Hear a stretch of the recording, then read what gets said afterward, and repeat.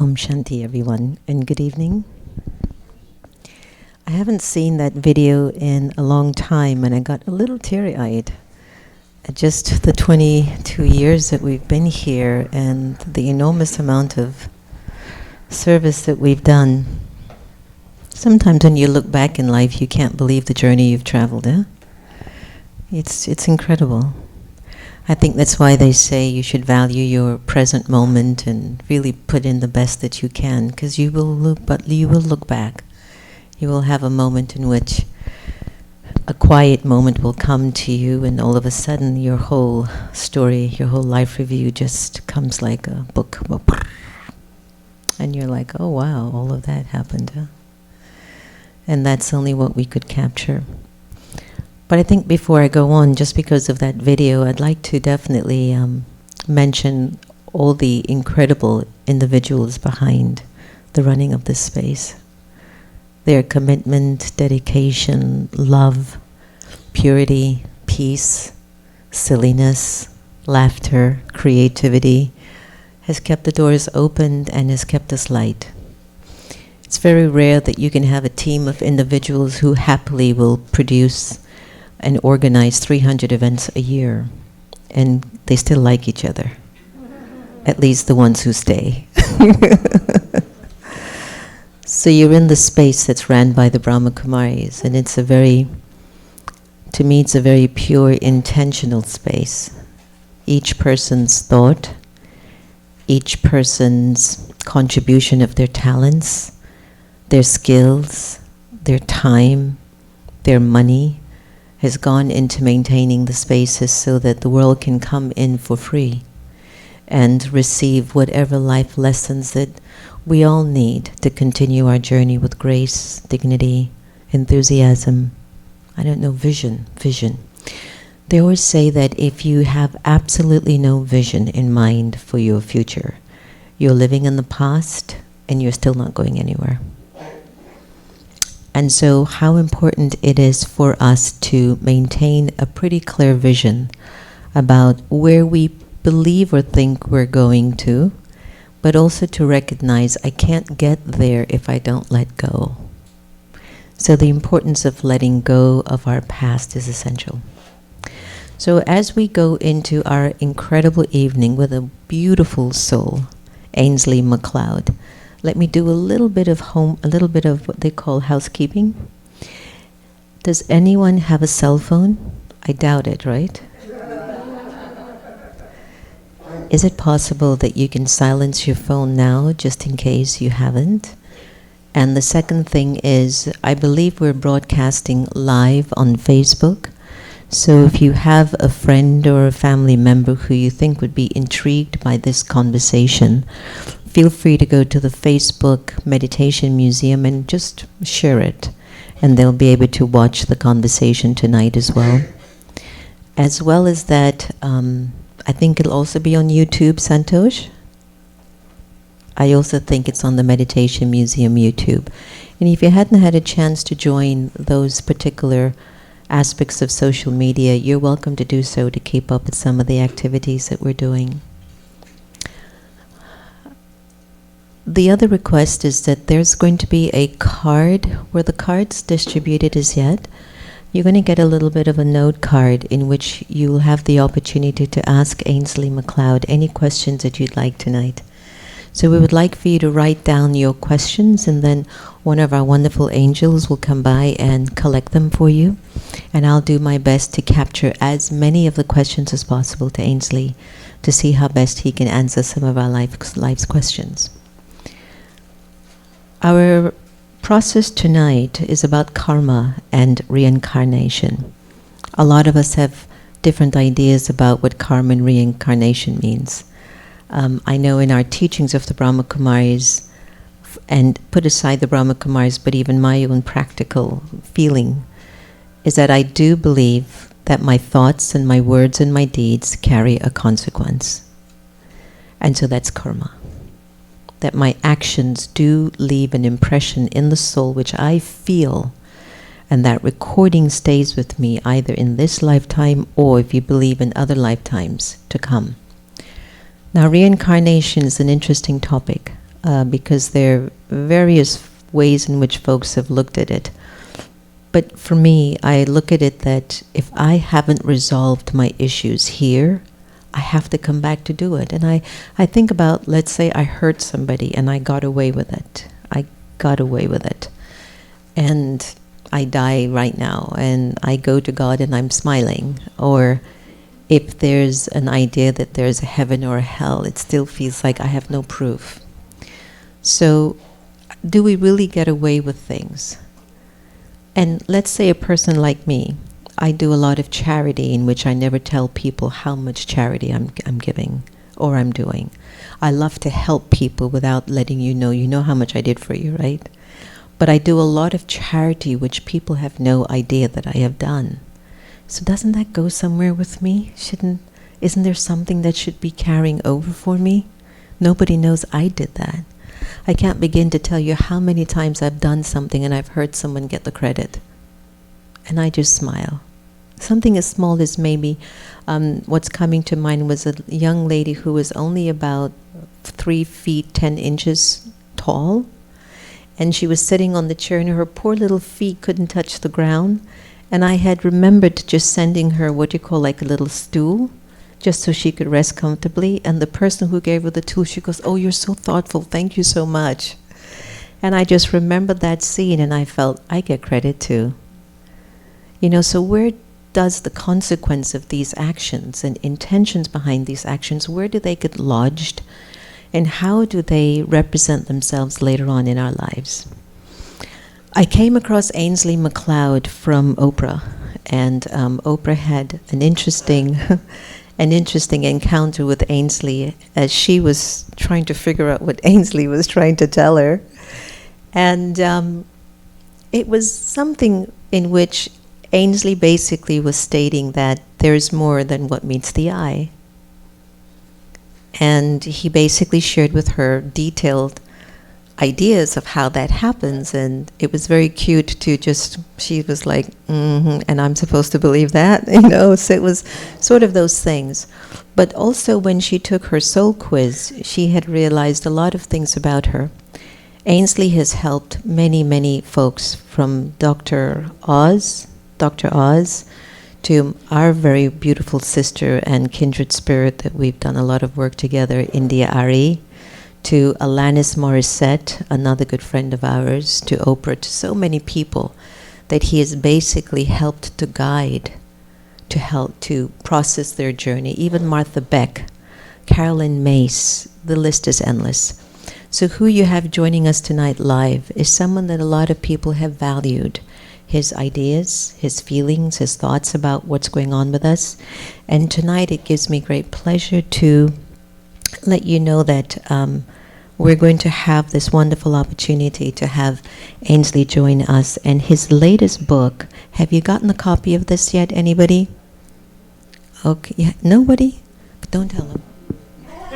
So you need to get a copy, I'll tell him. So you can get a copy of this on Amazon. So it's entitled The Old Souls Guidebook.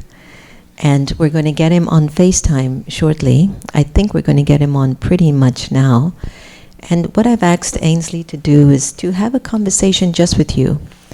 And when we're done, I'll get a chance to come back up after he's finished sharing with us, in which I'll be able to... We're good? Okay. Okay. Hi, you. How are you? I'm good. I've had quite a beautifully intense day, and I'm enjoying every bit of it because I'm an old soul. Yeah, I can manage. So we have a wonderful, wonderful gathering here at the Meditation Museum, and the next time I see you, I'm going to want to see you live. And so I'm just going to see if I can flip this to just... Everybody can wave a little. Wave a little. Okay. Hey, Hi. there you go. Hi, everyone. Yeah. Great. So I'm going to do a little bit of an introduction with you, and I'm going to take my face off of the camera and put everybody else's face on. Is that good? That sounds good. There you go. All right. So Ainslie is an internationally acclaimed spiritual teacher and award-winning author of the Instruction, the Transformation, and most recently, the Old Souls Guidebook. Who are you? Why are you here? And how to navigate life on Earth. Ainslie's speciality is in exploring past lives to reveal your life's purpose, and he's also been featured on Oprah's Super Soul, right? It was a Super Soul series, wasn't it? Okay, Oprah Super Soul series and Soul series as well in conversation. One sec. I don't want to be shaking up the camera too much. I was telling them I should have a tripod. That's what I love about non-profits, Ainslie. Anyway, so it gives me great pleasure to welcome you in the audience today. Let's give Ainslie MacLeod a big hand of applause.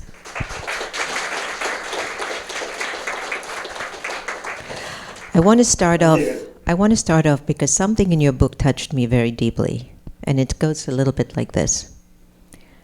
Because your mind, body, and spirit are inseparable, your soul's lifetimes of experience affect every aspect of who you are, from your personality and beliefs to your talents and even your fears.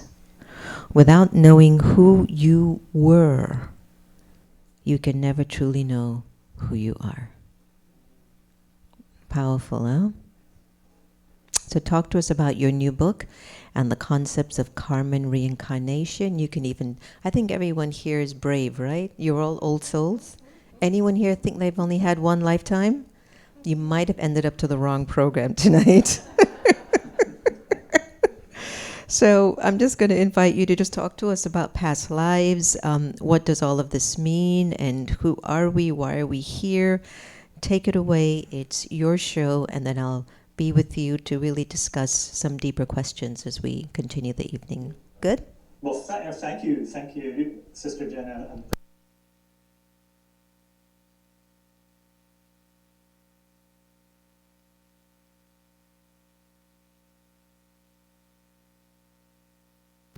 So I have the opportunity to talk to you for a little while here. My subject, the soul, reincarnation, karma, past lives, is something of an obsession with me. And so at some point, someone may have to stop me. Just let me know if I go on too long. But I'll try to keep an eye on the clock as well. So what I wanted to do is just begin with a little bit about me. Just a minute or so, just so you got some idea of who you're looking at here tonight, and then I want to talk really about the soul's journey and the big picture stuff. Why we're all here. So I've been psychic readings, psychic work for about 20 years now. Up until that point, I was an artist, and always, although I consider myself to be a non-believer, I was always drawn to psychics, and psychics were drawn to me in the oddest sort of way. I'd have psychics talk to me in public places. Heathrow Airport one time, a London pub, psychics would come up and always with the same kind of message about me being psychic and I should do something with it. It just took me a very long time to kind of embrace the path, get used to this life. I kind of thought psychics were a different breed. I didn't consider myself to be one of them. But I was always intrigued by the first time I went to see a psychic, and she was able to tell me stuff about my life, and it really got me thinking about how do they do this? How do they, where are they getting the information from, and how come we have this sort of purpose that they're aware of? So I really started kind of really embracing my path after an experience. I talk about this a lot because it was so transformational for me that years ago I was on a trip to Hawaii. I'd moved to the west coast of the States. I'm originally from Scotland, but it was a bit of a long journey. And I took a trip to Hawaii, and I was in a bookstore, and I ran into my uncle. And just a momentary encounter, which was a bit of a surprise because he'd been dead for about 10 years at that time. But he was there. He was kind of like about a foot, 18 inches away from me for about a second, maybe 2 seconds. It was very quick, but real. And he had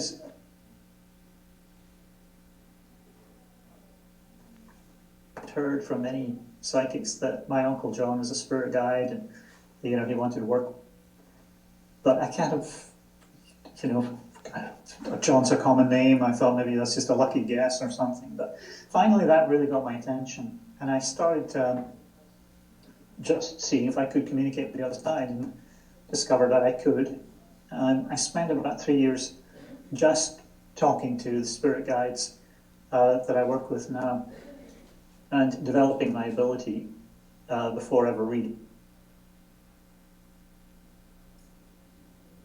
Good enough. By the way, I'll talk a little bit more about that.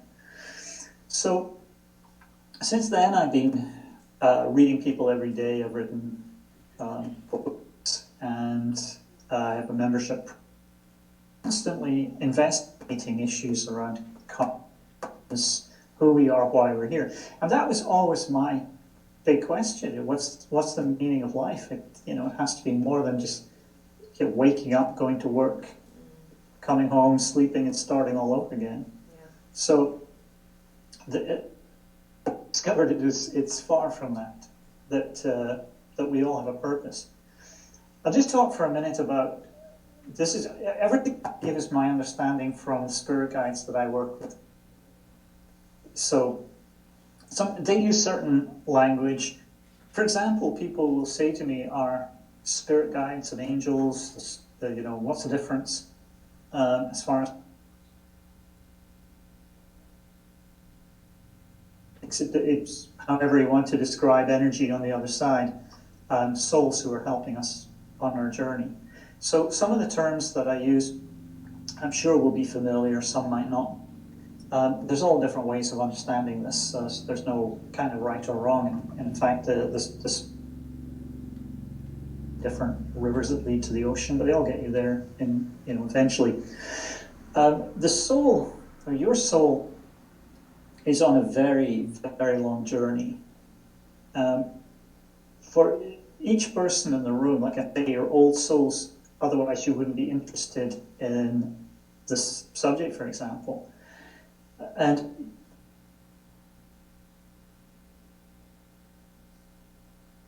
back and forth to the astral plane for maybe,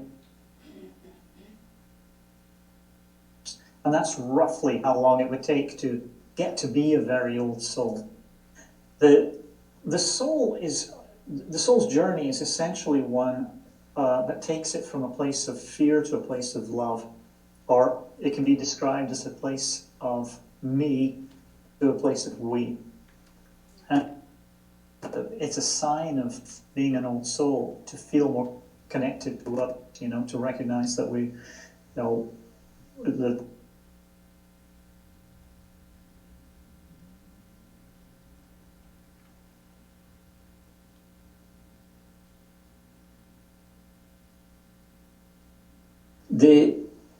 the soul comes originally from a kind of universal consciousness, or a cosmic consciousness it's in every part of the universe. And your soul, like a little spark from a flame, breaks off and comes into the world. And like I say, it could be maybe 5,000 or 6,000 years that you since you first started. You'll have begun this journey with a number of other souls. These are your soul family. There's a large grouping of souls that come in almost at the same time. And throughout your lives, and particularly as you get to be an older soul, you're going to be seeking out members of your soul family. It's a big part of we as old souls are always doing. So the purpose of reincarnation is to really make sure, coming back time and time again, is to make sure that you get a really well-rounded education. I like to say that your soul's looking not so much for like an evening, it's looking for more.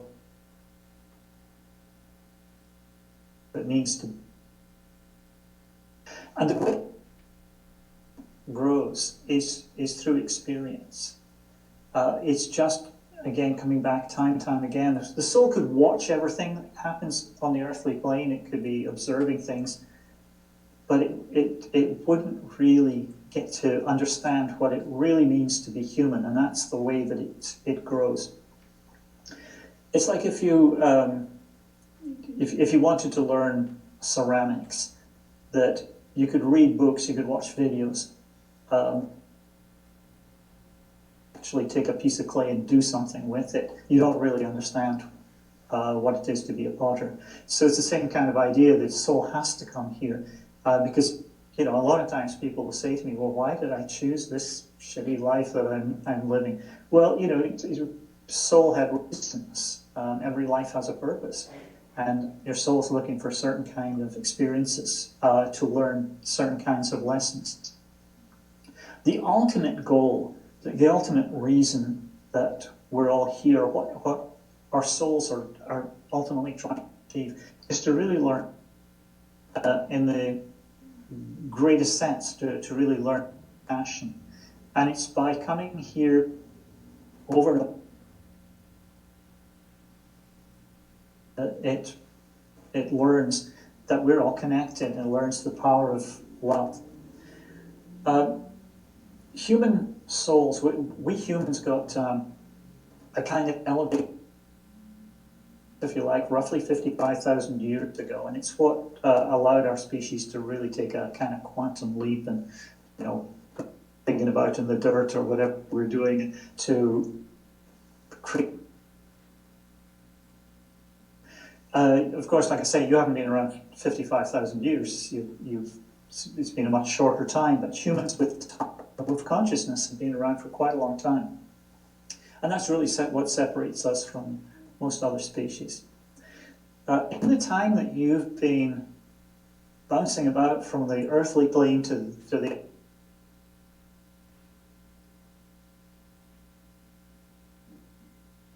brown, you've been gay, straight, trans, you've had lives where you were maybe a poor fisherman. That was actually my first ever life, a poor fisherman in Assam.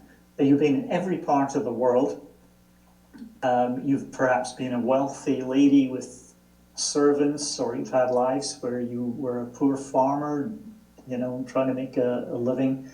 You might have been a sailor,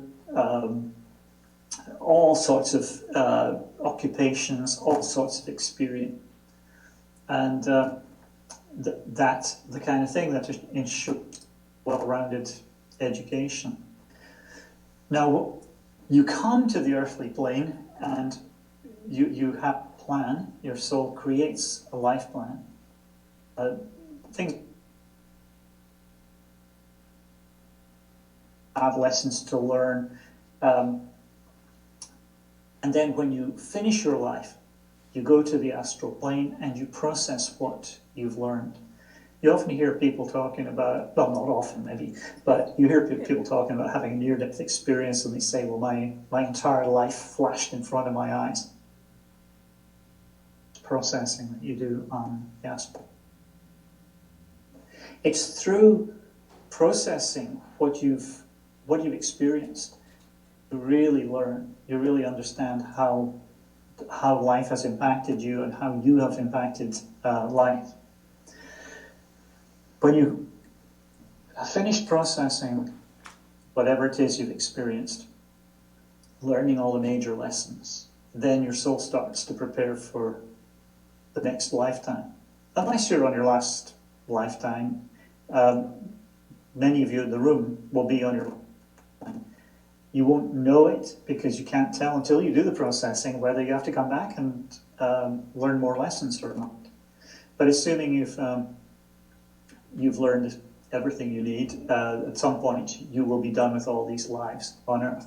If you're not, then you'll plan, and that will be looking to do things like find certain soulmates, certain members of your soul family that you want to reconnect with. You choose location, you choose your family of origin, you choose them and they choose you, which is always a little bit of a surprise when I tell people about that, because the usual reaction is, what the heck was I thinking? You know, who are these people? And sometimes the choice can be, it can be tough, you know.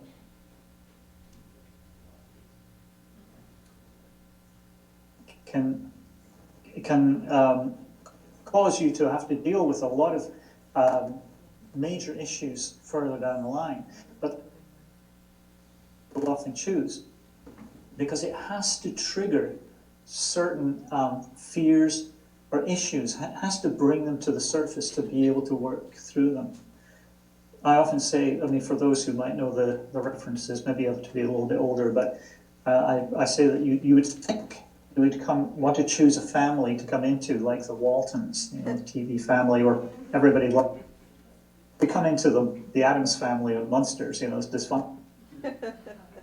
You know, trying to trigger issues to be brought up to the surface. So I'll talk a little bit more about that in a minute and give you an idea of how that works. So one of the things that I've talked about in 2 of my books, because it's such an important principle and really helps to understand and tells you an awful lot about the experiences you're seeking in this life, is to do with soul ages, to be able to actually identify the soul. Book, which is now probably, I first started writing that about 15 years ago. I had downloaded, if you like, from my spirit guides a system that they call the instruction. And the instruction is a way to just simply understand your soul's purpose in a way that's, you know, kind of makes sense. The spirit guides will often say that so much of what happens on the other side and happens, you know, with the soul and spirit guides and so on, is really happening. They have to find language that will work. They have to talk in metaphors usually, you know, so things that we make sure we understand.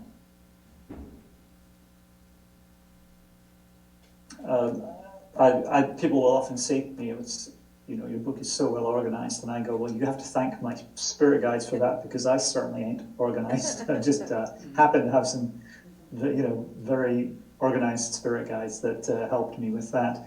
The first thing in the book, and I talk about this in my new book, in the Old Souls Guidebook, is the principle of soul ages. Because once you kind of get that, a lot of things will really make sense. Like I said, your soul's on this journey from fear to love. So you have a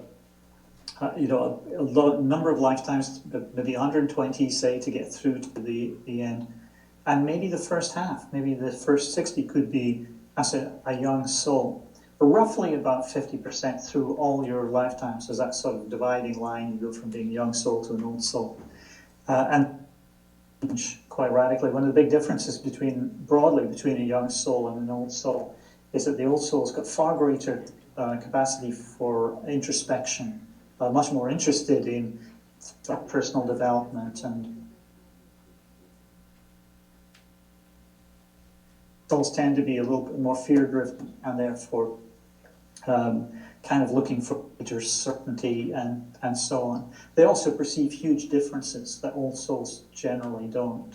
A younger, just through lack of experience, there's nothing wrong with them, they're not bad or anything, but just they can see huge differences between genders or races, and so usually as the soul gets to be really old, it just loses that sense of difference. In fact, as you get to be very old soul, you're seeing the souls in others, and that helps you to really, build compassion. You can tell what's kind of going on with them. Most of my clients are very old souls, not just old. There are 10 levels in all for convenience. So first 5 as a young soul, second 5 as an old soul. And my clients are usually right up at level 8, 9, or 10. And there's slight differences, but everyone is going through different stages at each one of those levels. And when I do a reading, I can tell through looking at the particular soul age what kind of seeking to learn, how they see the world, and so on. A lot of my clients are they're here to make a difference as well, and that will show up even in the older the soul. Sometimes the more you sure to do something meaningful with this life. Most of my clients are actually looking for some sense of higher purpose, looking for meaning. So along with soul ages, what I talk about in both of those books in different ways, but and it comes up in every session that I do, is I look at the soul types, the person's soul types.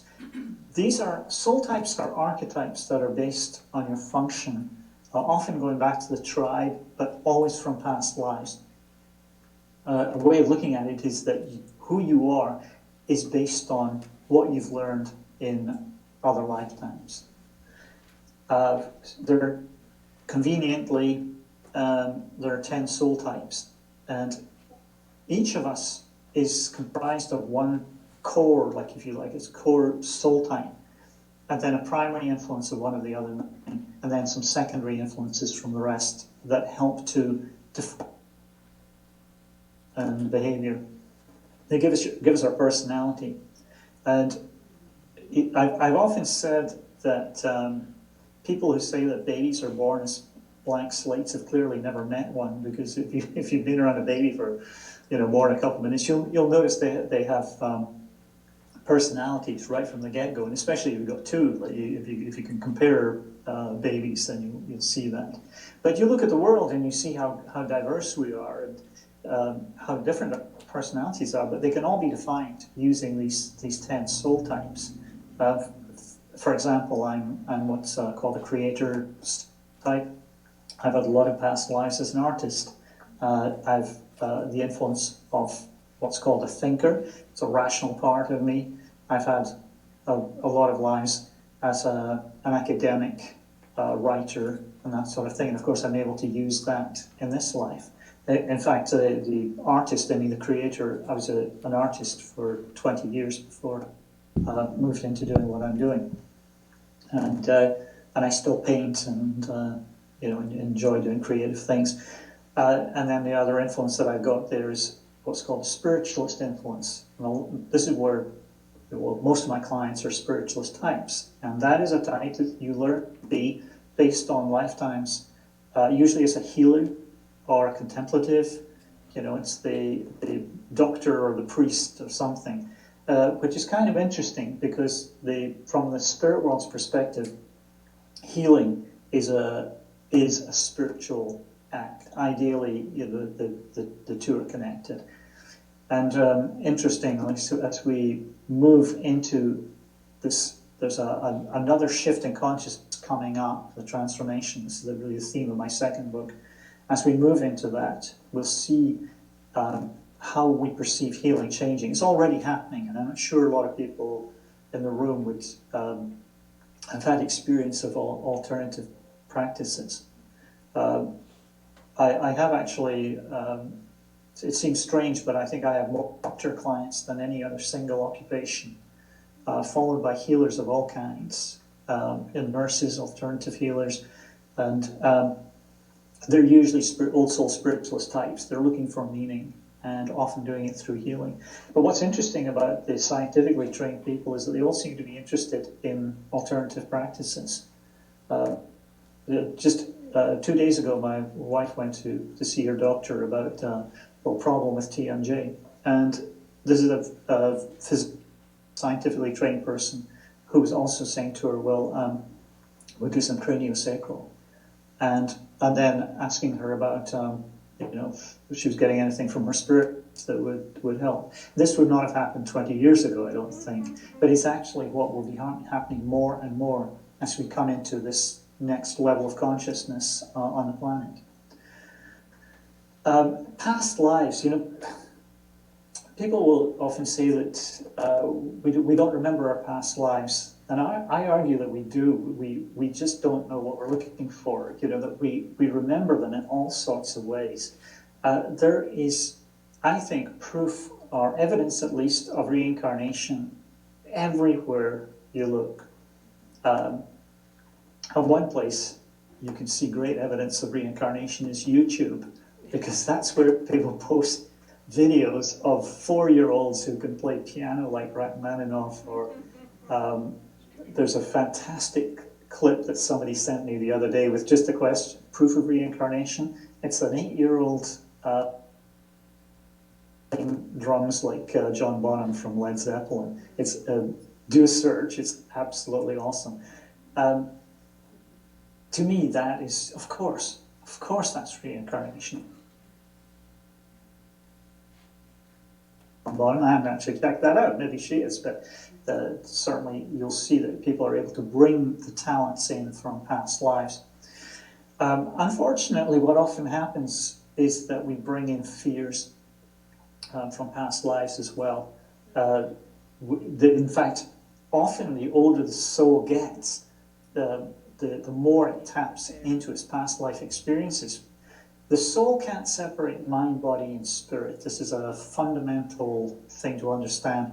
It helps to explain enough why we end up, for example, holding physical issues from bodies. But in fact, what I want to do, if you guys would be interested, I would be happy to read just a few paragraphs from. This is my new book. Absolutely. Everybody okay with that? Let me just because this actually there's a story in here, and it sort of touches the way that past, present. I'll just read it exactly as it is here. It's entitled "Escaping Helplessness." I told my client Jane how during World War II in particularly frightening circumstances. She was a young man, a sailor, whose ship was attacked. An explosion caused the ship to lurch, and he was into the ocean. He ended up underwater, tossed around like a rag doll, helpless to avoid being drawn into the ship's propeller. Looking up, sea on fire. Looking down, he saw only darkness. Jane had always felt unable to escape this place of helplessness. She was married to an abusive man, and though left him 3 times before, she'd always gone back out of fear. I've always had an extreme feeling of being trapped in my life circumstance, she said. She also had vertigo, direct resonance from being thrown around in the turbulent water during the traumatic past life. She had a terrible fear of propellers and would warn her children obsessively about how dangerous they could be when they were at the beach. Jane got in touch after the session to tell me how things had changed. Doctors couldn't ever find a cause, surgery to fix it, even though they didn't know why it was happening. Every night following the session, however, I would lie down and turn to my right, which was always when the vertigo hit. As I would spin and spin, I reminded myself that I was on solid ground, that I was no longer being tossed around under the water. Exactly 1 week to the day from our call, the vertigo ceased. I can now lay down I can turn my head any which way I want. And there was more. 1 month from our session, I finally left my husband of 17 years for good. I used to say, I feel like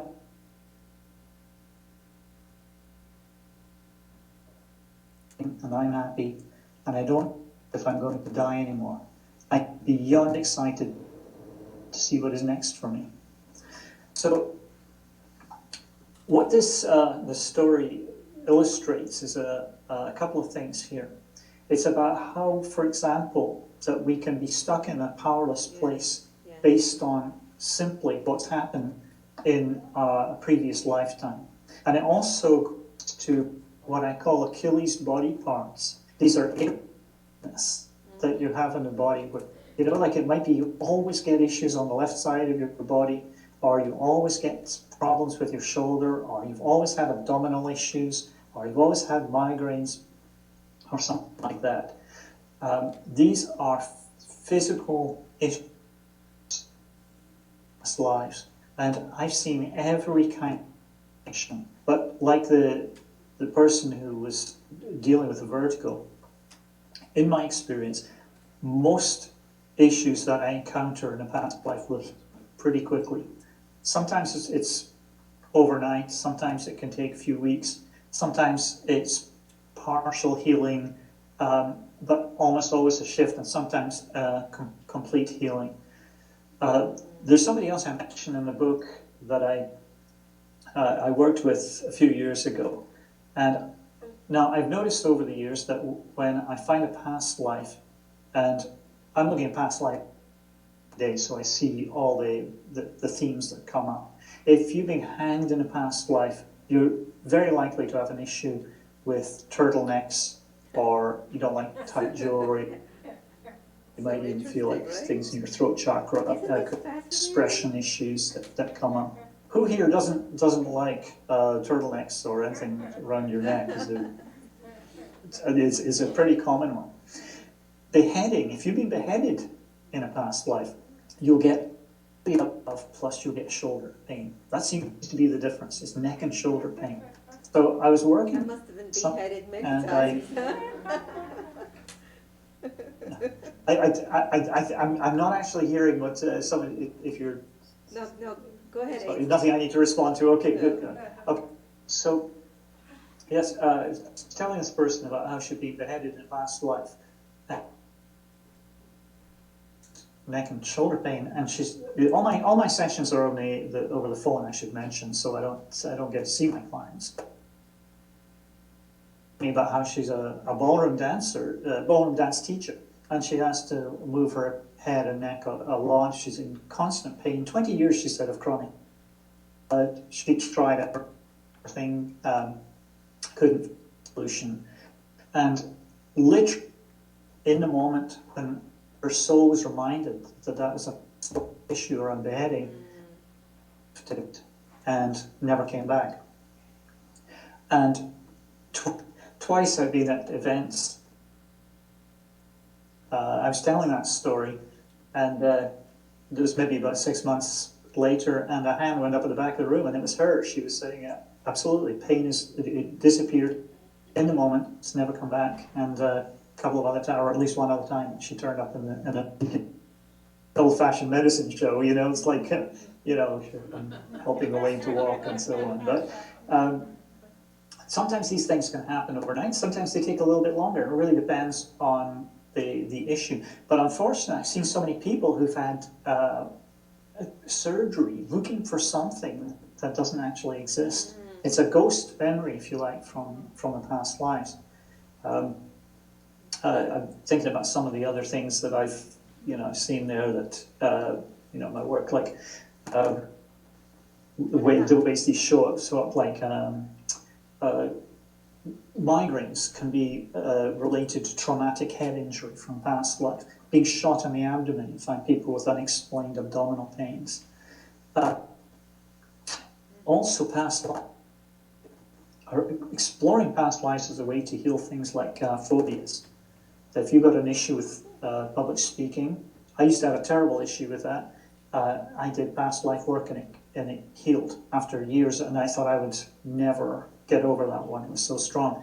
But if you sweat bullets about giving a recital or standing up in front of an audience like that, that's a past life death-related fear. It comes from judgment related to your death. It could be in a court of law or something like that in a past life. Being how interesting is that? Judged and then executed.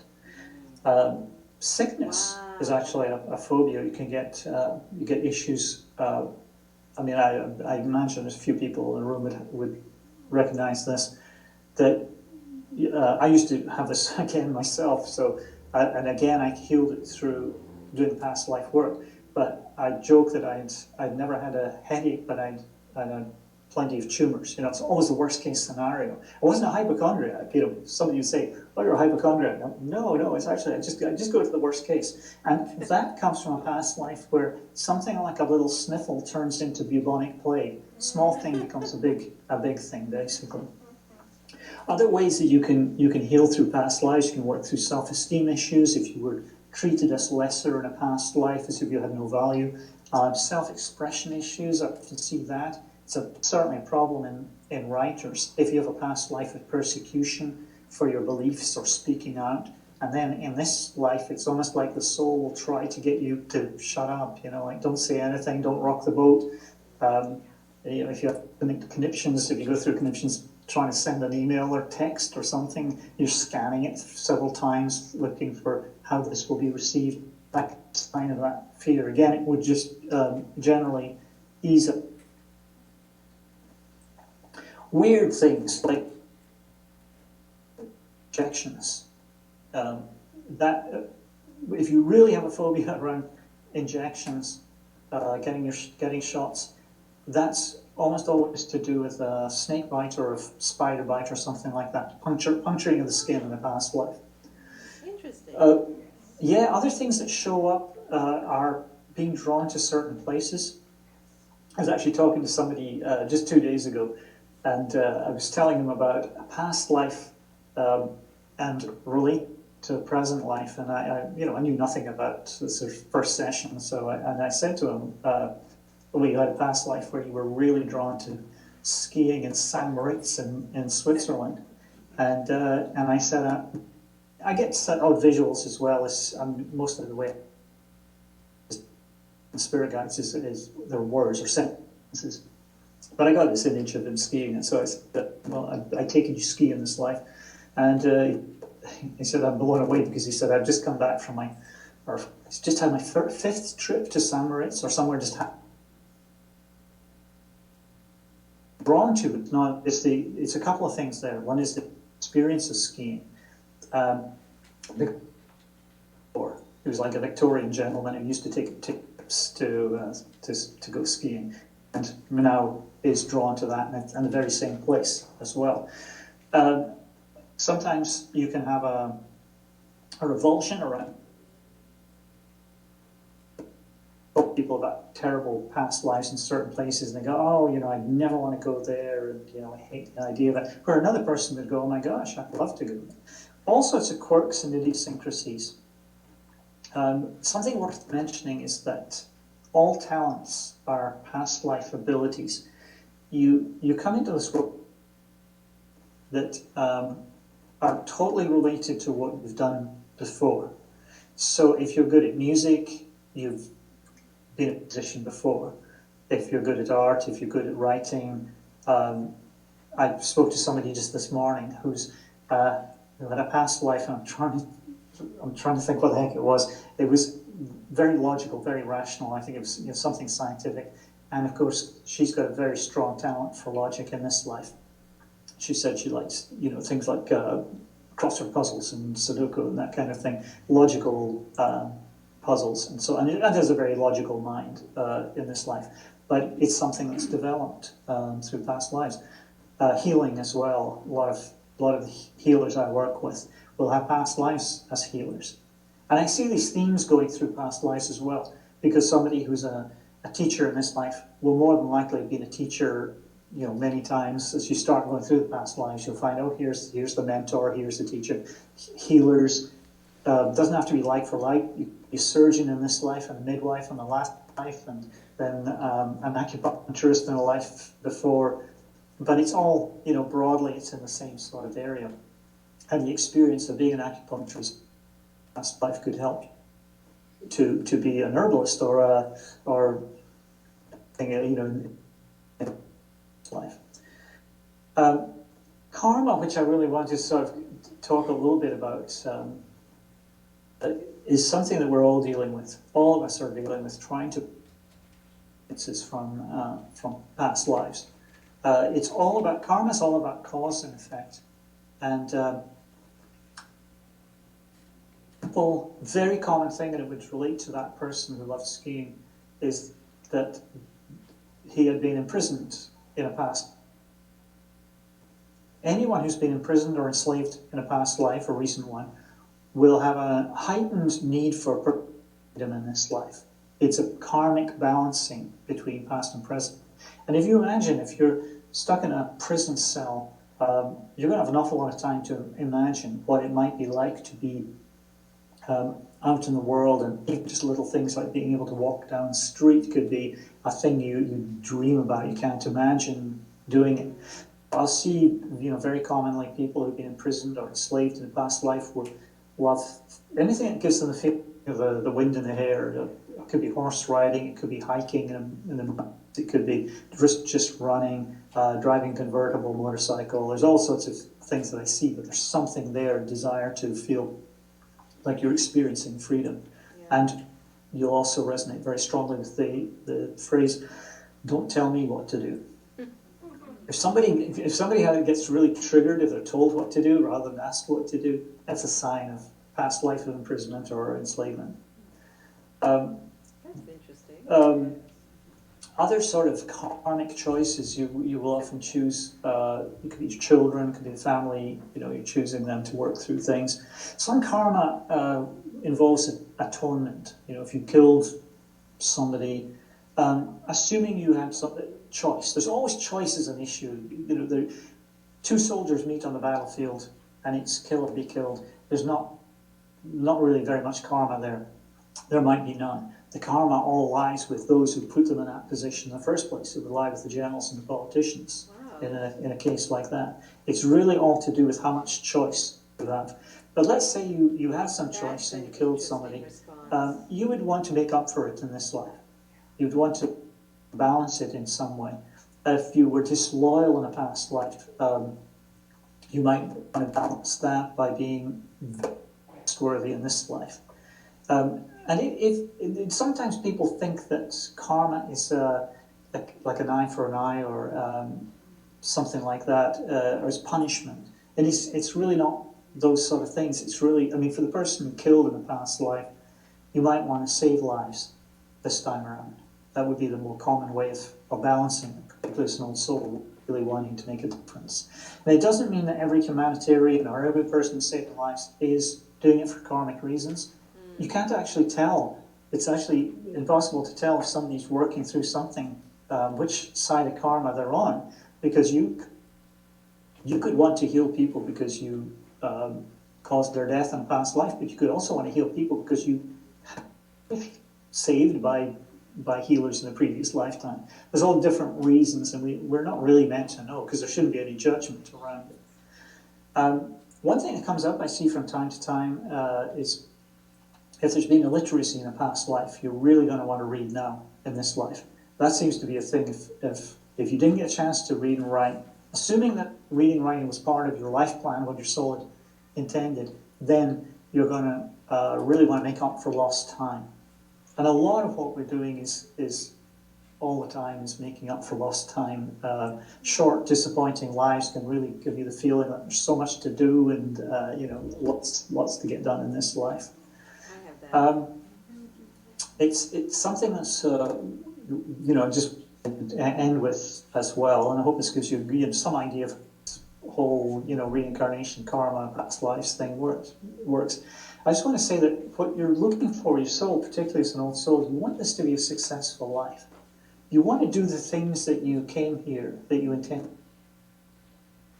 The regrets often that the soul will have at the end of a life is not the things that it did, it's the things it didn't do. Regardless of how they work out, it's the feeling of, well, at least I tried. I gave it my all. The successful life is not about having the biggest house or making the most money. It's really about lessons learned, karmic debts repaid, being a kind person, being compassionate, and that's karmic as well. Really putting out good karma in the future. Because when people sometimes say to me, well, what's the best balance of karma? The simple way would be just, be a good person. Just like easy. Just be loving and kind to others. And there is some, I just want to leave you with something that I think is very, very important, because sometimes we repeat patterns in our lives. I went through this, I talk about it in the book, because I was in relationships with partners who had issues with alcohol. Was the common thing.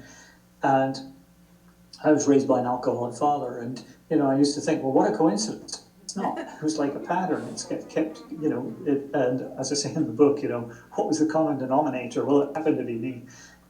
But I didn't understand for the longest time. And something the guide said, I think is one of the most important things that I've ever received from them. And it helps to understand why, because we get into patterns, because we're not processing, we're not learning. We have to repeat. We find ourselves repeating and repeating sometimes the same thing over and over again. What the spirit guides say is that the experience is lesson. The lesson is what experience. And no matter how negative the experience, there's always a positive lesson to be drawn from it. So that's it from me. Wow, big hand of applause.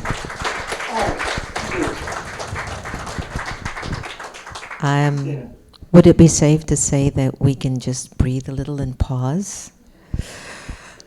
That was a lot. Whether you old or new. Don't you find that as you listen to stories about your past, there's like an opening and sometimes an awe, and I don't know about anyone else, but sometimes you feel like you really are a closeted superhero. Like, I can't believe I've done all of this. And then you go back to just being this little person later on. So there's different emotions, different feelings that you go through. Ainsley, thank you. Thank you for offering us a lot of insights. And one of the thoughts, So welcome. One of the thoughts that kept coming up for me was, you don't talk at all about the future. Is there a particular reason for that? Well, it depends. I mean, if I'm working with somebody and we're talking, if people are wanting to know, well, what am I guided to do, and so on. What the spirit guides try to do is present options often, or kind of enough information that it should be extremely obvious where you're meant to go. They will help people to really tap into their own future. There's all sorts of ways we can do that, visualization exercises and so on.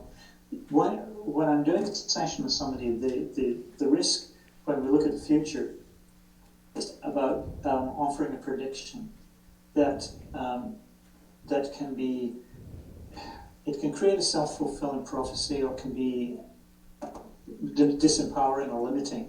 And the example, somebody said to me, I just met somebody, and is this relationship going to be successful? Well, obviously, if you say no, it's not going to be, then that shifts how the person approaches it. They might not even bother to go to the second date because it's not going to work. And the same thing if you say yes. Well, what can happen is the person goes, oh, it's all going to be fine, so I don't really have to work at this, or there's just different ways that can be limiting. So yeah, we can talk about the future. It's just how we talk about the future. Because I know sometimes a lot of individuals will go to souls like you who can sometimes just sense what their tomorrows might be, and then they suggest to them, pay attention to this, you might want to let this go, and so on. All right, what I'd like to do is hold like 1 minute of silence, and I'm going to get this mic on the stand because I feel like an octopus right now. You should see me. I wish I could show you. It's like I'm multi-handing right now. So I'm wondering if, just hold a moment of silence for me, and then we'll go into a beautiful dialogue of questions. Is that good? Okay, give me 1 second of silence. Can we get that on then? I feel like a little octopus.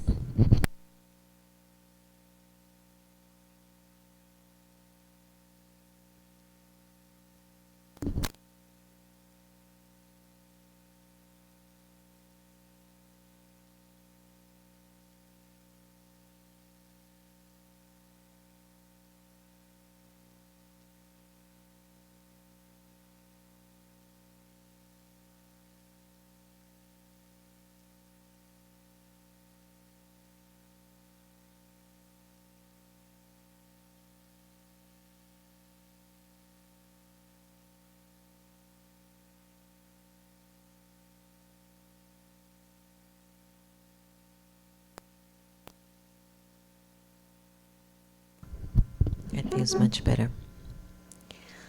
Ah, that feels good.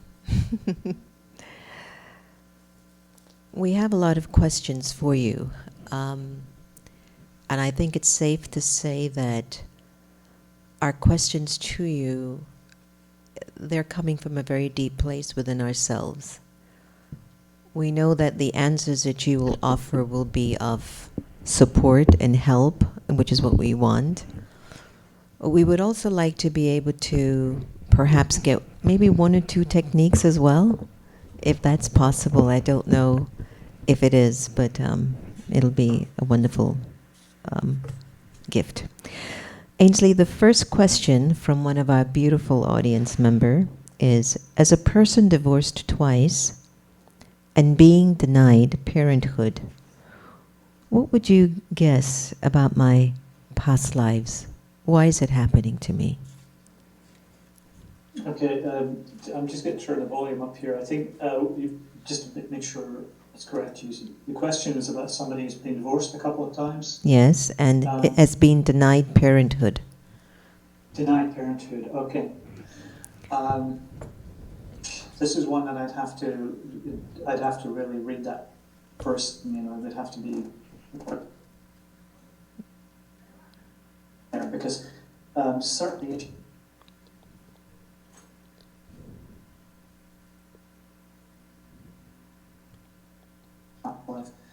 Can cause that.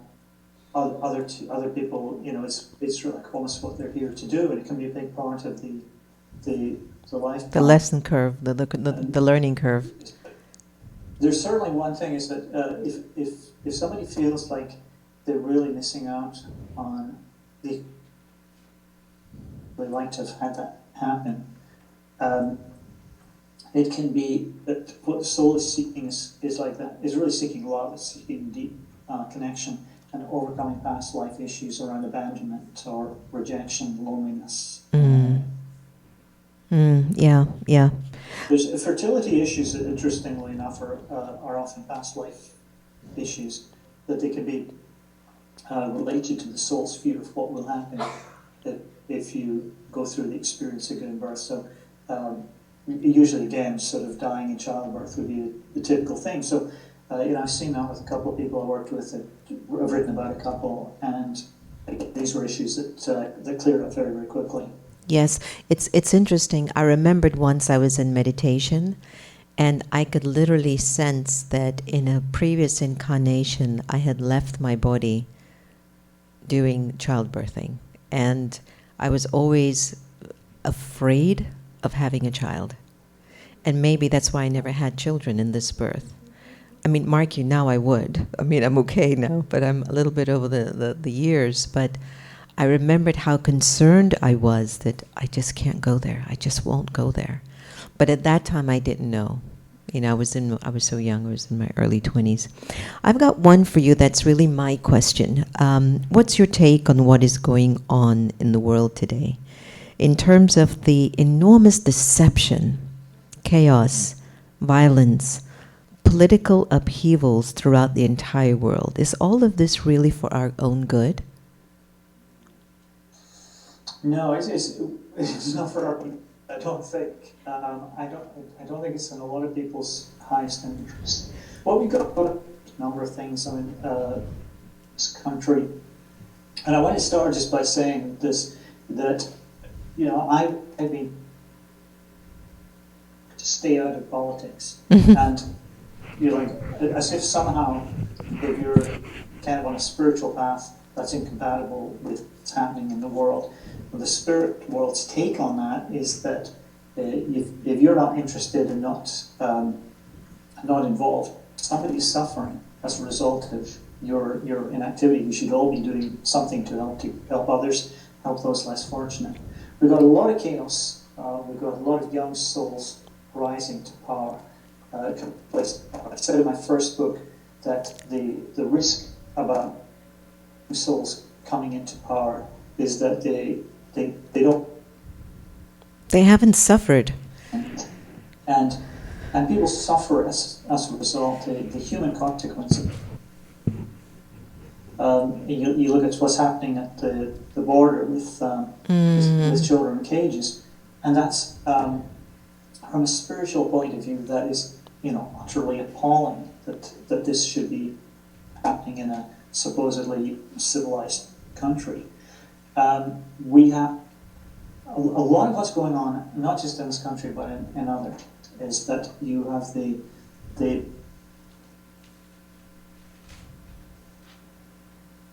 of this young soul consciousness, those younger souls, and again, there's nothing inherently wrong with it.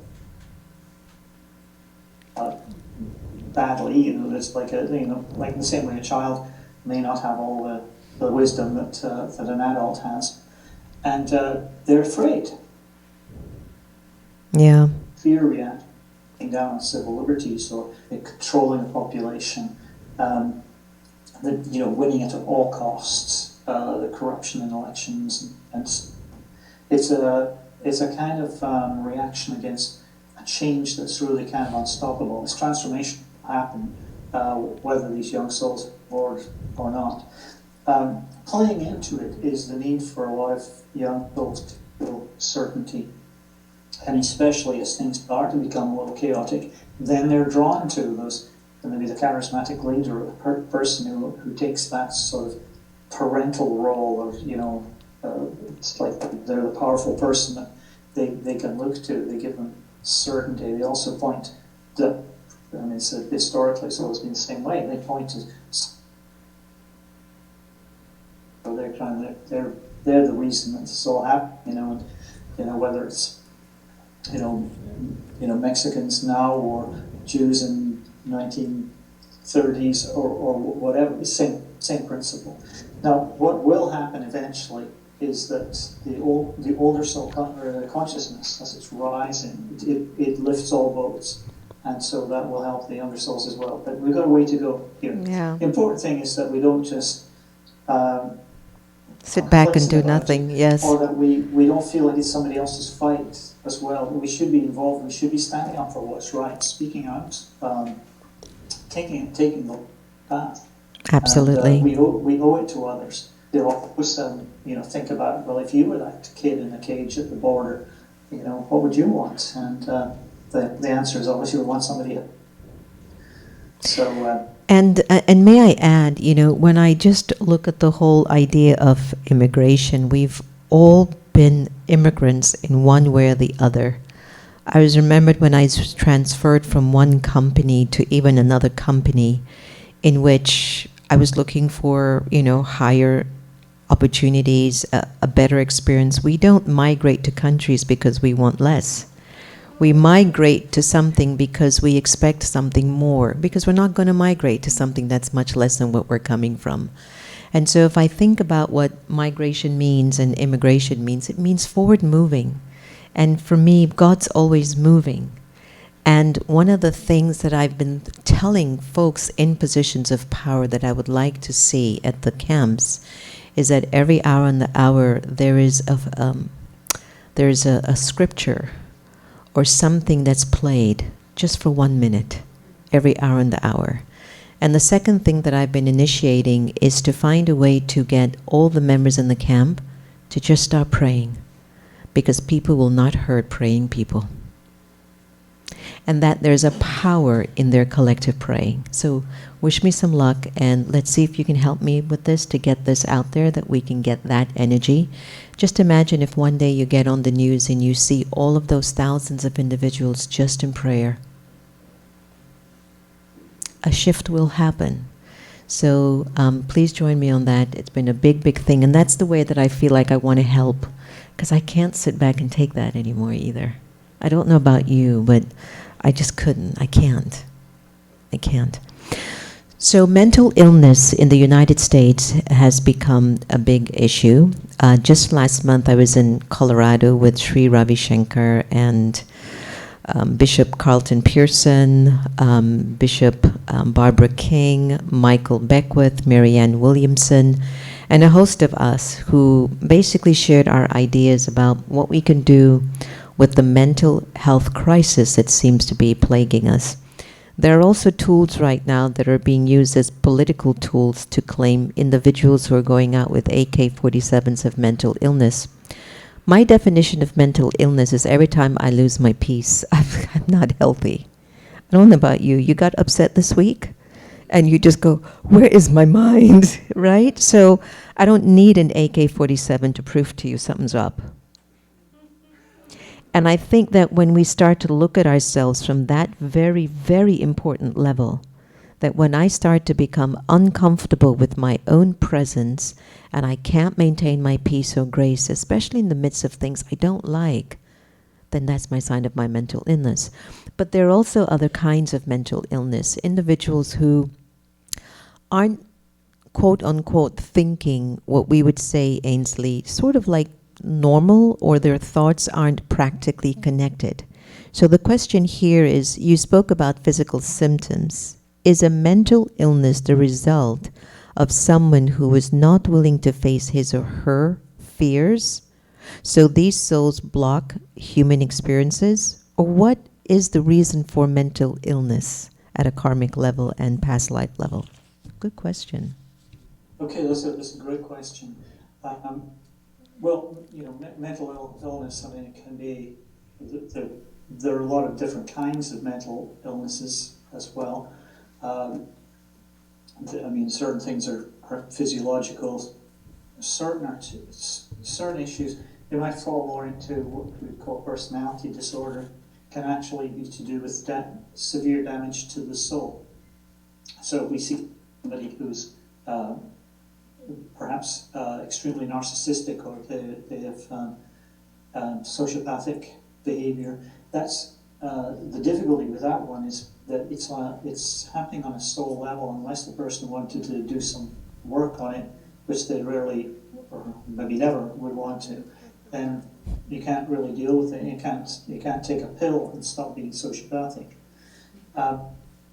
One of the things karmically that you'll see is that I've come across a lot, is that when somebody has had experience of mental illness in a previous lifetime, where they've been less than compassionate, they've been unkind, they will look to balance that experience by coming into the world and having to deal with mental illness themselves.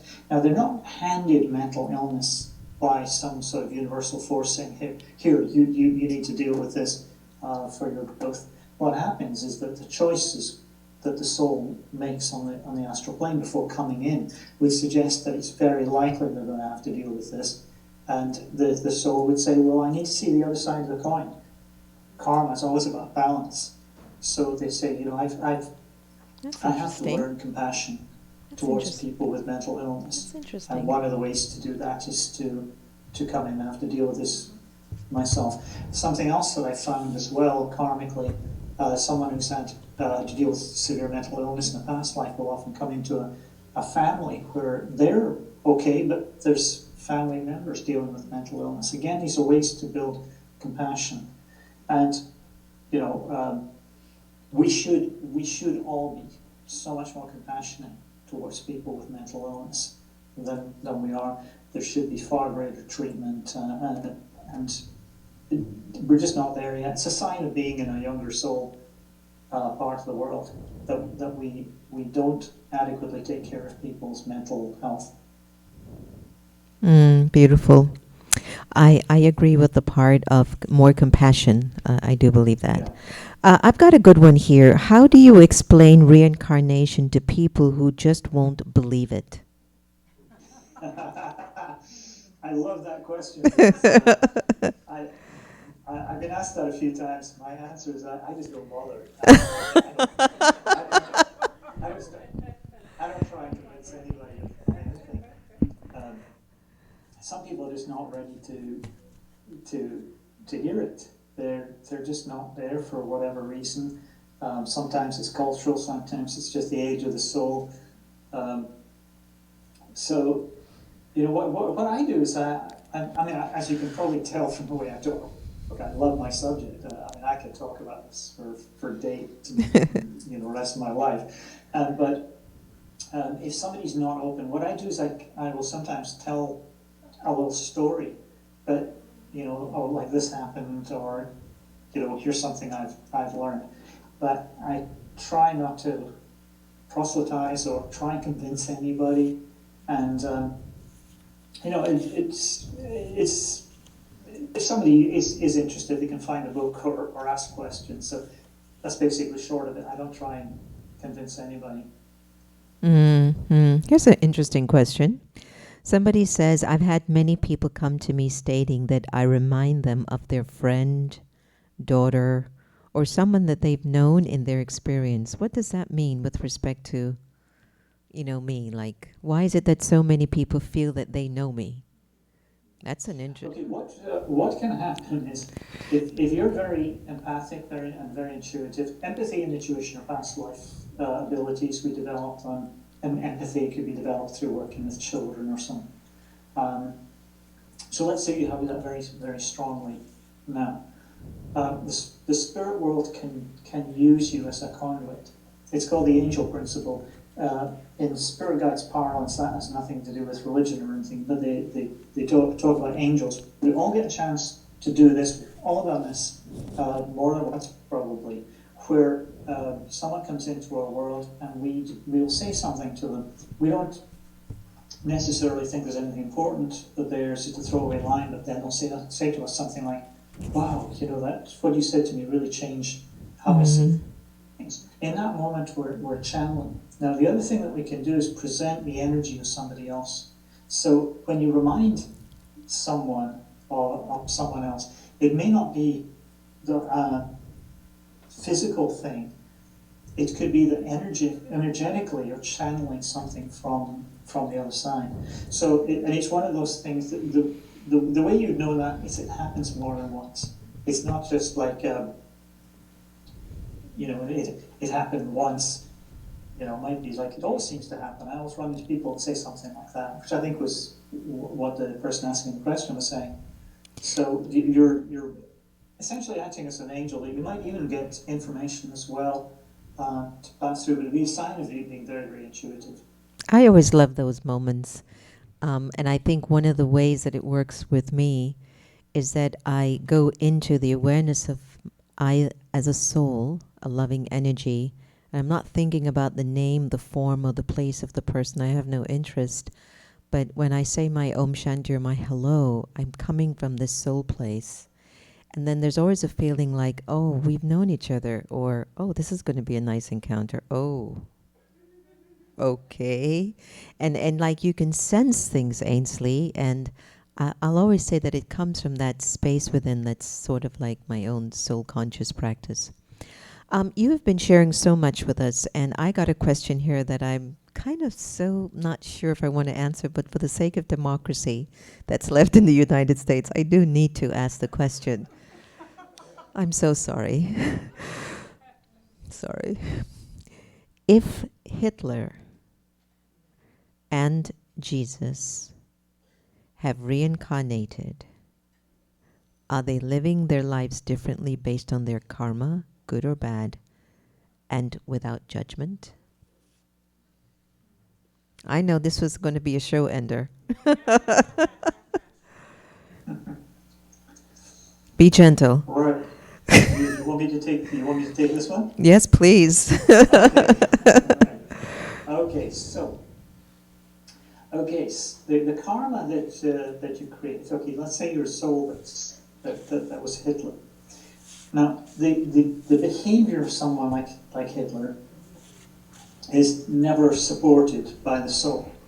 Mm-hmm. A person can only behave that way because the soul has detached from the mind and body. So, as I say, the soul perceives like this one thing, mind, body, and spirit. If the soul has, let's say the person is not listening to the soul, they're coming purely from a place of ego. Maybe there's been some trauma and they're unable to connect. The heart chakra is shut down. Then they're capable of cruelty. the soul will be appalled. The soul will be trying all the time to go, please, we shouldn't be doing this. Let's do things differently. But if that person is really cut off, they, as I say, they're capable of doing some awful things. So, in future lifetimes, so it would be terrible. This is again why karma is not. It's not punishment, because it would be absolutely awful if some poor child was suffering dreadfully what somebody did in a previous lifetime. That poor soul would be coming in going, I feel terrible about what happened, and then you'll be dumping terrible punishment on them and make it worse. So the way that somebody like Hitler would balance the karma is by doing something good, and multiple lifetimes of that. There'd be a lot of ways to overcome that. But the karma is mitigated a little bit because the soul is trying so hard to stop the person from behaving that way. It's complicated. Let me see, with Jesus, all the good stuff. Yeah. What about Jesus? Very likely that, from what my understanding is, that Jesus would have been on the last life, and so probably not coming back anyway. But somebody who does that, puts out that really good karma, they would just continue. Also, I think one of the wonderful things about creating good karma, I was talking there about just being kind, being a good person, is that gets carried through. It gets carried through into future lifetimes, and actually makes you. Sometimes when you see somebody who's really contented within, it's because of great karma that's been sent out from, living good lives before. Yeah, I've made a lot. That's why the simple thing is make sure you're being a good person, do the right thing, think good thoughts. I'm totally for that one. I'm signing up for that. I'm picking up someone's thought in the audience, and it's a thought that's connected to everything that they have loved and things that they have believed in. Maybe just because it's my thought, but everything that they've loved and everything that they have believed in, they feel it is gone. It has been taken away from them. What would you tell that soul?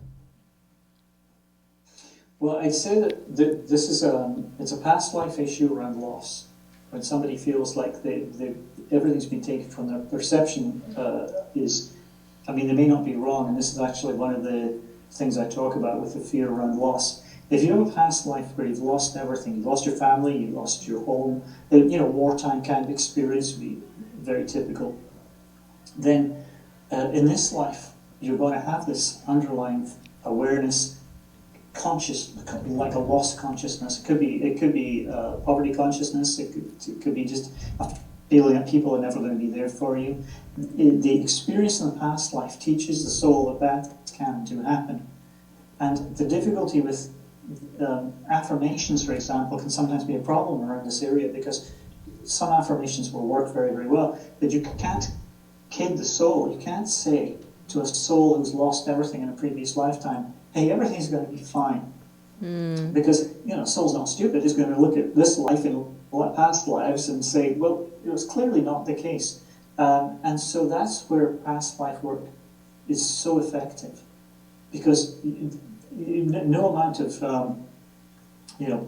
positive thinking and telling the soul it's all going to be great is going to work. If it's able to say, look, that's clearly not the case, then you have to come at it another way.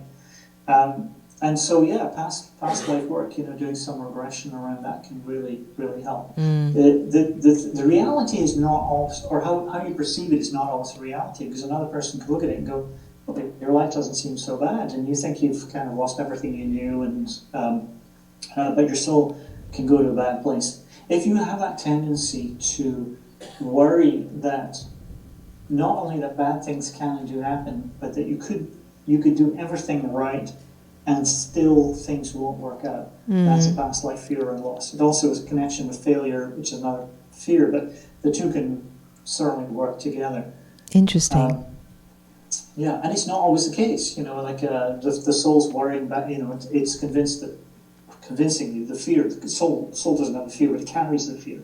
And so it's convincing the soul that it could be, for example, if you are you're planning to start a business, but you can't get the energy behind it because where the soul's taking you is, we could do all this hard work and nothing happens. 5 years down the line, and then the economy crashes or something happens. We have no control over it. That's the effect of the fear. Yes. I know somebody like that. Before he decides to do anything, he gives me 10 ideas why it's not going to work. I go, why do you tell me in the first place? A lady came to me, and she has just a lot of pain about the darkness of the world. She cries over the pain of the children. She cries over the political state of the country. She cries over the trafficking of children, the abuse of children. She cries over the lies. Her ache is so deep, and she has no idea why.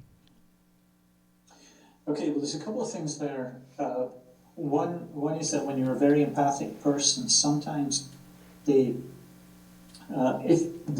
is purely metaphorical, but if you think of the talent for empathy, think of it as a room that is contained within you, and it has a door. It has like a front door that you allow people's energy to come in, and then you do whatever you need with that, and then you can allow it to back out. The problem for a lot of very empathic people is that they have the back door wide open, and they're picking up on other people's stuff, and they can't tell what's theirs and what's somebody else's, and that can be a real challenge because you can end up you want to help, you want to be part of the solution, but you can't. I have clients who worked through this with them. They wanted to be something like a counselor, therapist, but they can't go, I pick up on everybody's stuff, but we do a little exercise. And we simply have the spirit guides close the back door, and that's all you need to do is just ask them to do that. And I'm going to ask you what you get upset about, what you get fired up about, is a sign of what you're working through from a past life. Yes. I have a past life of abandonment. In this life, that's why the children in concentration camps, that makes me wild. So here I am talking about it, and that's a way of doing something about it. I blogged about it. I'll find other ways to work. I'm certainly politically active, and you should be. If there's something like that, I mean, let's take sex trafficking. I mean, I've seen this with clients who have they've been trafficked for sex in a past life. They'll be child prostitutes or something like that, and they could get very, very upset. Seeing these stories on TV or reading about them. The emotions, you don't want to keep turning those emotions inwards. You can actually make yourself sick. What you want to do is turn them outwards by helping others. And a spiritual act, what's considered a spiritual act, is something that you do that heals you and helps others. You heal yourself by helping those who suffer as you once did in a past life. I like that one. So if you whatever you get fired up about, think of ways to help. How can I get involved? Is there some organization I can join? Can I contribute in some way, time or money or whatever? Yeah. I think that's why I'm into this spiritual global work. Something is sitting in the soul that is just like, you've got to repair things. I know this very, very beautiful sister, and every time I call her an angel, she gets emotional and starts to cry. Why is that? Sometimes when we certain words, certain expressions can really trigger us. Again, this would be very much a past life thing. I would have thought could be a reminder of your divine nature. It could be that some reminder of being an angel, an earth angel. Your emotions with the soul, and that's something really important to always remember. So when something like that happens, really question why is it triggering me so deeply? What's that about? Because she really is an angel. How are you all enjoying? Should I pause now? Anyone has any pressing questions in the audience that we weren't able to cover all? Because we're almost coming to a close, and I'm going to do my best to cover the rest of the questions that we have. Are you enjoying? Are you all shaking in your chair like, oh my God, what did I go through? You know, I think it's very liberating, and I feel that, as Ainslie had said in the book, if you don't know where you've come from, it's hard for you to know where you're going. And I know that my vision is pulling me, but at the same token, I can sense what's also trying to pull me back. And that's why I need to know so that I can let it go. Does that make sense to you? And that's what tonight's about. What do I need to let go of tonight so I can let my vision pull me? You know, because time moves forward. The universe moves forward, right? So sometimes some people act very cruel towards me for no reason.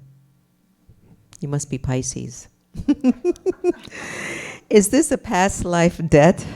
No, because they're always so sensitive and they always attract the most critical people. Is this a past life debt? Or what if we can't remember the harm that we have done to others? Can you share a story or something about this, Ainslie? I can absolutely. I'm a Piscean myself. And, Me too. I totally relate. I'm Pisces too. And you know what I found in my younger days, really before I was able to work through some major past life issues, that I attracted bullies, and in all sorts of ways. And I've seen this with that. It's usually the most sensitive amongst us that will have that target painted on the back, where the bullies will say, oh, you know, I can take advantage of this person. And that's the hardest thing. You know, you're this sensitive, kind old soul. You know, you're going through life, and then people will treat you harshly like that. What I did, which I think would help this person, is that I worked through past life fear of inferiority. It was self-worth issues that were stemming from a past life. I just mentioned this in the book. It was a life in India. There was just a boy who was just really having a very, very tough life there. And I carried into this life fear of inferiority, self-worth issues. There were some major triggers in childhood that basically told me that I was lacking in worth. And it's very easy then for you energetically to project, and I don't use this in any kind of pejorative way, but it's a victim energy.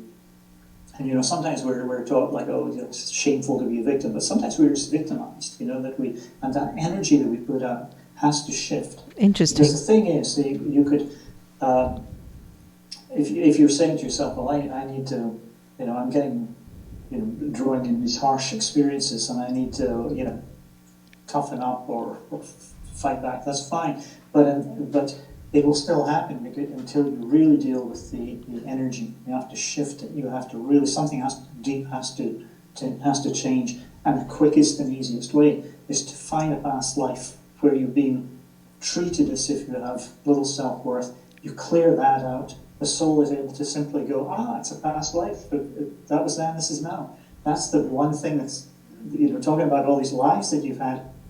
You might be in life 120, but your soul is on life number 1 because it doesn't die between lives. Right. So it has huge difficulty separating what happens in one life from the next, and that's why past life work can happen so quickly, because it just goes, oh right, okay, it's a past life. We don't have to worry about this happening again. We can drop the energy that we're projecting. So that would be the thing I would suggest most. Do some past life regression would be a really great thing to do. I have to tell you that one of the things that I'm picking up from our conversation is what the past life offers us is an aha moment. And that aha moment or that realization is the doorway to just release. If I don't know what it is, it's like I'm still holding that energy in my spirit. And so that energy is still attracting, even though it seems like consciously I'm not there. Subconsciously or in the deep, deep recordings of the personality, that vibration is really doing most of my karmic stuff. It's bringing a lot of things to me. On my way here today, there was a conversation in our morning class of the Brahma Kumaris. We conduct a morning class every day at 6. And in the class, it was sharing that everything is predestined, hear this sentence. Everything is predestined. So there's absolutely no reason for you to have any sorrow. Hold that for a minute. So as I was driving here, that conversation came up in the car. And I said, okay, if everything is predestined and I have no reason to have any sorrow, what if there's certain things in my life that I go, I'm done. I don't want this anymore. When do you really know when maybe it's predestined, so this is just my karma, I have to live it out? Or I go, this is not my karma, I'm done here, I'm out of here. Where it's not creating a debt. When I decide, I'm done, I got to go. This isn't for me. So Ainslie, any thoughts on that? Yeah, absolutely. It goes to the whole free will thing here. That we do have a destiny, we have a plan.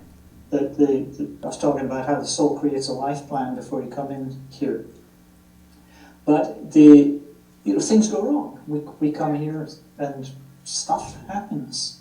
It's just the nature of being here in the physical plane. It doesn't always go, how we hoped it would. So the lesson is not usually tolerating a bad situation. The growth comes from transcending it, from being able to get out of a bad situation and back onto your life plan as well. This is where it's the important thing to get a sense of what your life plan is about, and that's what a big part of what I help people to do. And then once you've got that really helps you to know what you should be. If you're off the track a little bit, it helps you to get right back on the path and in the right direction. You have a tremendous amount of free will, but certainly, I see people. I talked about somebody in my first book who came to see me. I was working out of a shop back in those days, and she was. The first thing I picked up was that she was being physically and verbally abused in her relationship, and I told her that, and she would admit, and I said, well, why don't you get out? And she said, well, I feel like I'm meant to stay in it. And she meant that she felt there were important lessons she had to go through. Wow. The biggest lesson that she was meant to learn was not to just sit there being abused, but to get out of the situation and find a way back onto the path. No soul wants to be hurt. No soul wants to hurt another. Yeah. Oh, wow, I like that. No soul wants to be hurt, and in reality, no soul wants to hurt another. And don't our thoughts hurt us? When you really think about it, is it someone hurting me, or is it my thought that's creating this hurt, that's attracting the energy? I don't know, but it still brings me to a point that we've got to begin to pay attention to the quality of our thoughts. And as we end, I'm going to end on with two more questions. One is about how do we know what our life purpose is? Because that's always a big thing, especially in Washington, D.C. People come here for a very, very specific purpose, but then they end up in a lot of stuff. How can you recognize your life purpose? How you can recognize your life purpose really begins by understanding who you are. Who you are is why you're here. And that's why I have a chapter in my new book. It's about climbing Everest in flip-flops. The point being, obviously, that you wouldn't choose flip-flops to climb Mount Everest. You choose appropriate gear. And so if you really understand the personality that you've chosen for this life, it helps to speak volumes about the experiences that you want to have. What I'm very fond of saying is that your destiny is not a secret. You just need to know where to look. Most of us don't know where to look. We get blinded by other people's expectations of who we should be, and that becomes our expectation. And we often lose sight of who we are, and then, of course, lose sight of why we're here. So, I certainly try to address this question in everything I do. It's obviously what I do in one-on-one sessions, and it's what I talk about in my books. And so might help to read the book, but it's, you have I keep saying you have a life plan. It's just understanding what's in it. And once you know, you touched on something there, that there's a cognitive thing, like if you just understand that something's a past life, or you just make that conscious awareness, sometimes then that leads to Yes. the deeper unconscious shifts as well. Yes. So, Even if we don't have the details, which I think sometimes the ego needs the details to find the satisfaction, okay.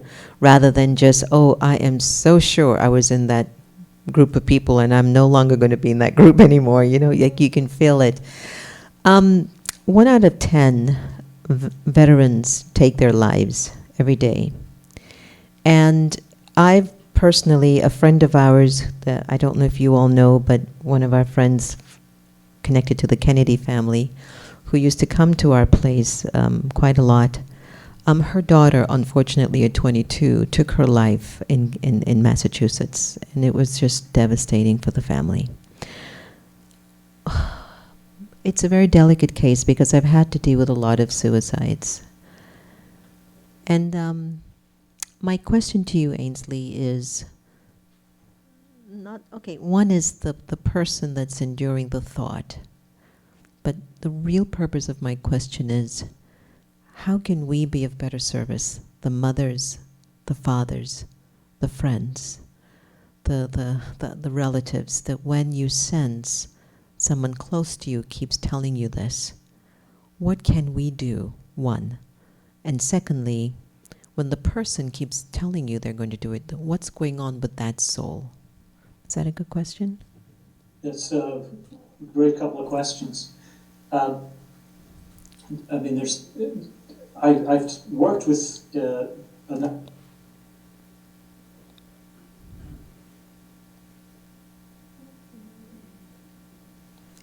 Is that battery still going? Okay.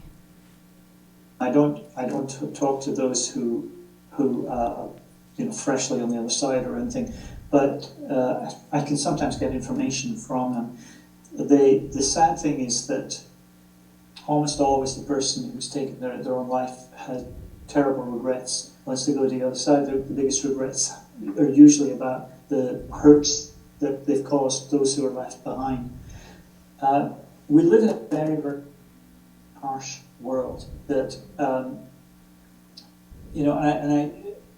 I think what we need is an awful lot more compassion, and we need support for people who are who really find life totally overwhelming.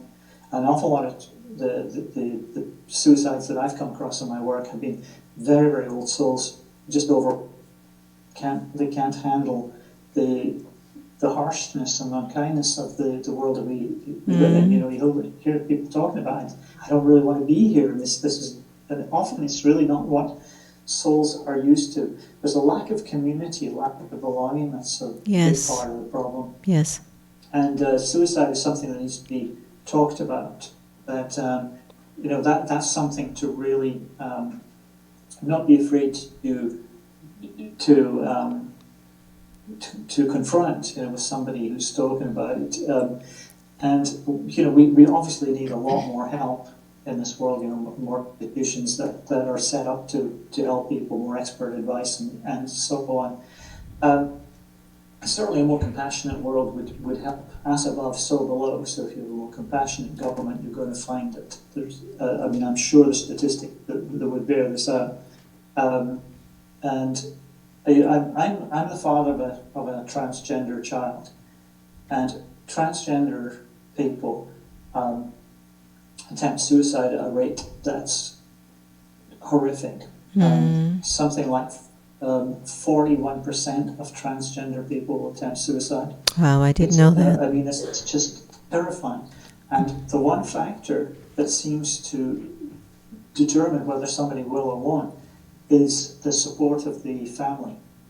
So, if you're with somebody who's contemplating suicide and have suicidal ideation, they need love and they need, really practical support. Yeah. Thank you. Let's take a deep breath. So leave us on a high note. How do we raise our consciousness in these times?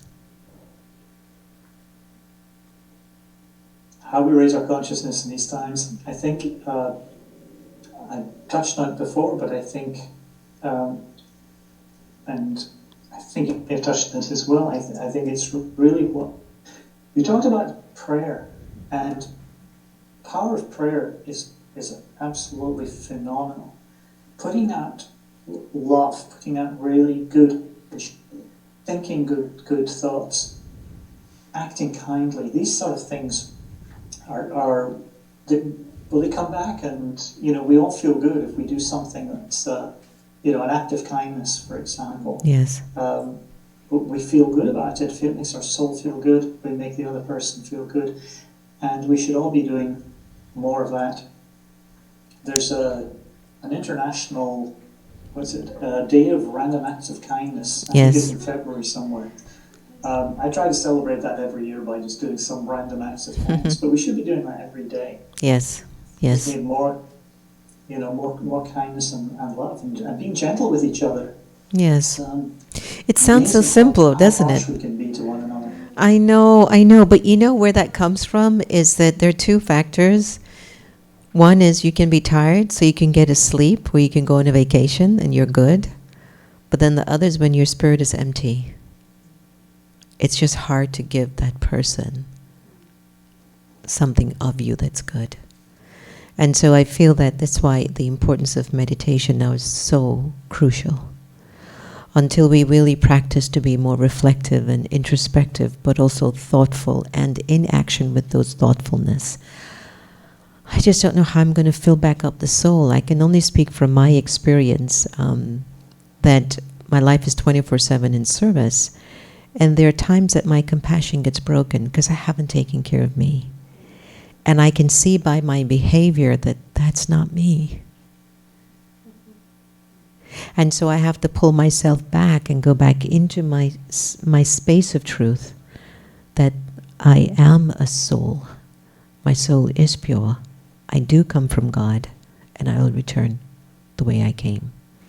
And so I'm thinking that the importance of prayer, meditation, more knowledge, understanding your past, like Ainslie has offered us very beautifully tonight, are some really important factors to help us to move forward and move forward together.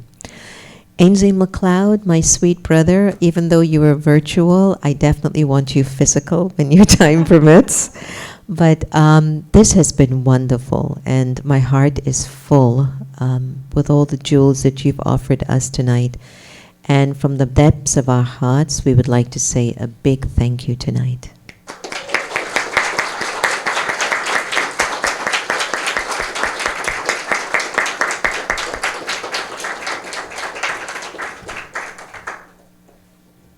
Well, thank you, Sister Jenna. Really appreciate this opportunity. Definitely to be continued. All the best. Take care, my brother. Thank you. I'll see you in person next time. Yes, for sure. Om Shanti. Bye-bye. Did you all enjoy that? So between us, just us together, what was your feedback from just the conversation, the energy? What did you get from tonight's sharing? Anyone would like to share?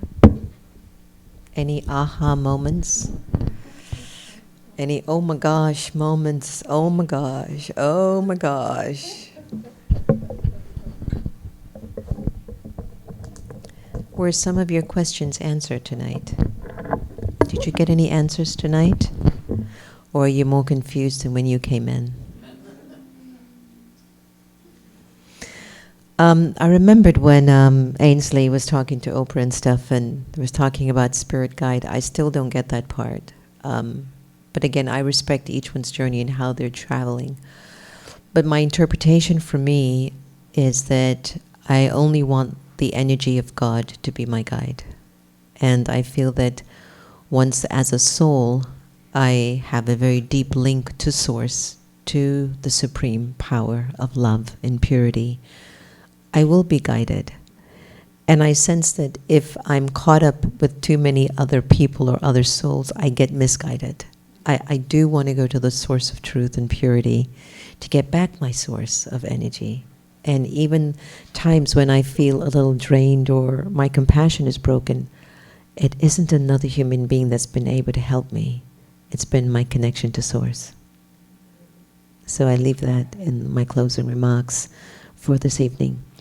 Do deepen your love link to God so that we can bring the energy of this this beautiful space that we are inside, that the people that are in our lives, the ones that we're sleeping with, or we have to feed every morning at 6 or 7 o'clock before they go to school, or the mother-in-laws or the father-in-laws or the boss, the supervisor, or the colleague in the cubicle next door, whoever the soul might be. What I've realized for myself is that they're basically a mirror to help me to check my percentage of love and truth. So you find, I've always heard stories about couples, they go, oh, everybody loves him, but they don't know how he treats me when they're not in that, when they're not with me. Yeah. You know, he treats me like I don't belong here. I hear this all the time when I counsel couples. Like, he's so nice with everybody else who comes to the house, but with me, mm-mm. And I hear it over and over again. And what I know for sure, it's not that anything is wrong with him or whatever. It's just that she or him, whoever the relationship is, it's just that when you're with that person, they signal to you, you still need some more work. It's the 24/7 thing that you're 80% okay, but you've got 20% still left to do. But that's why we can't always be nice with them. Not always. Most of the times maybe. Sometimes. But for the times that we're not our highest self with that particular person, they're just saying, see, I told you you had some more work to do. That's all it is. And it's not like something's wrong with me, but everything is right with me because I know there's a better version of me waiting. Like there's just something more about me that's waiting to be lived, to be expressed, to be shared with humanity. So I'll end on that note, and since we are in the meditation museum, it might be nice for us to do a little meditation. Antonia, did you have any closing remarks for today, or shall I do it? Thank you all for coming. I really appreciated you were listening so well. It was almost as if you wanted to record everything that was being said tonight. And you can get it on Facebook Live, again, if you go to Meditation Museum, or on our YouTube link for the Meditation Museum, so you can play it over and over again to get it straight.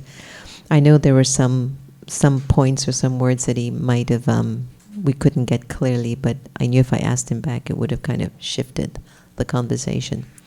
And feel free to leave a review on Yelp or on Google to let us know if you liked us. And if you didn't like us, just pass the page. Don't say nothing. What's your problem? Don't say nothing. Just move on. But we do want you to know that the space is here for you. I genuinely mean that. If you're passing by in Georgia and you're in a rush, just stop 5 minutes, come in, sit in the quiet room. Say hi to Santosh or anyone here.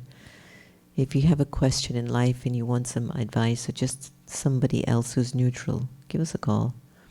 If you'd like to sign up for the Raj Yoga meditation course, it's the first Monday of every month here. And at the Tyson's Meditation Museum, it's the first Tuesday of every month. There are a variety of courses and classes to take place here. In the daytime, it's usually very quiet, so you can do your Zen. In the evening, we do a lot of intellectual conversations because we deeply believe our path of meditation is a thoughtful one. We're not the type of meditators that invite you to sit here and empty your mind. We don't know how to do that.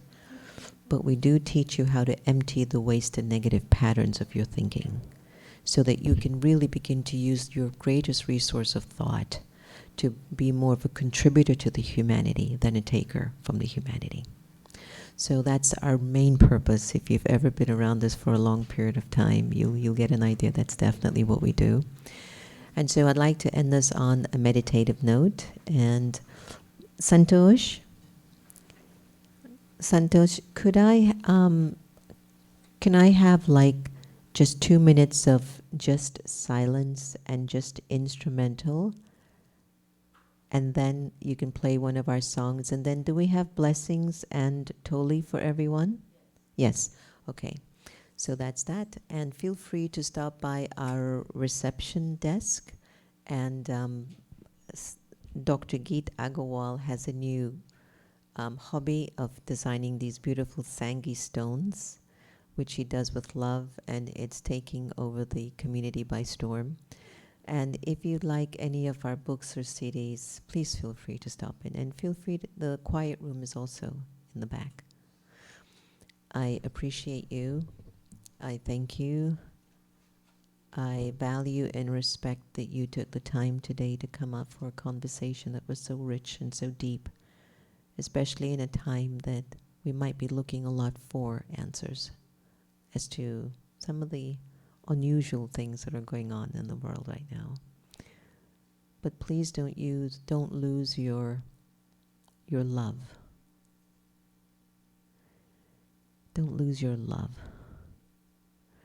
It's okay if you forget it for a second or two, but don't lose it.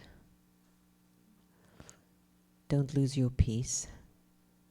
It's okay if you forget it for a moment or two, but just don't lose it to such an extent you become so separate from yourself that you no longer know who you are at all. So take a deep breath. Inhale and exhale. Feel free to just roll your shoulders front and back just to relax them.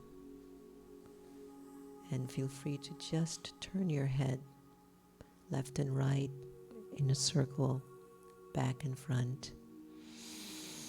Take a deep breath again. And exhale. For your meditation, I'd like to introduce you to one thought. And that one thought is, I am enough.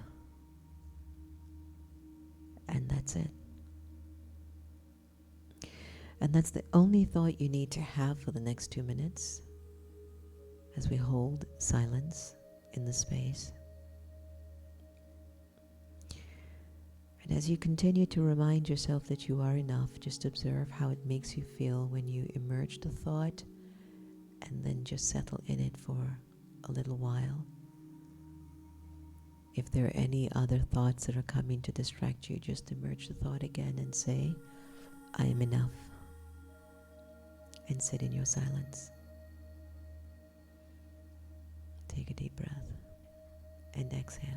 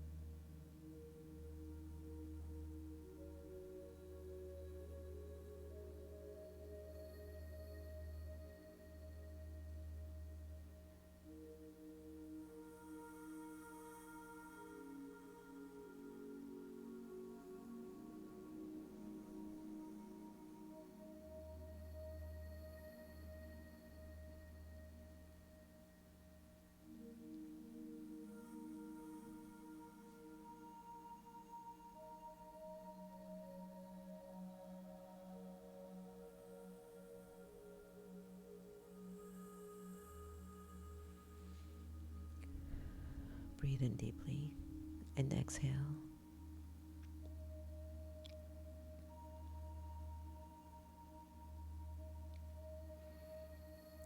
Behind your eyes you sit, a sparkling, pure, peaceful, immortal, and imperishable living being.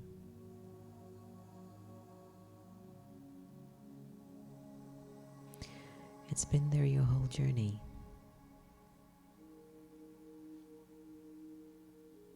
It's been looking through these eyes. It's been listening to a lot of things through these ears. And it speaks. It touches. It makes the heart pump. It moves your legs. It tells you what foods to eat and what to drink and when and where. This living energy even chooses partners in life, parents, friends, careers. This beautiful spark of living light that you are is guiding your life.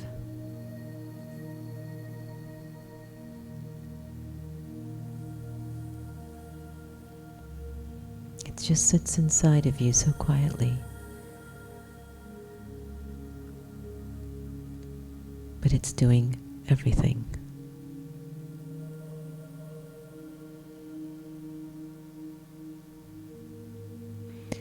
And at this moment, it wants to connect to the source of love.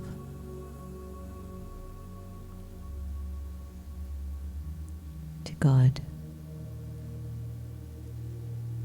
And the purity and the peace that the energy offers.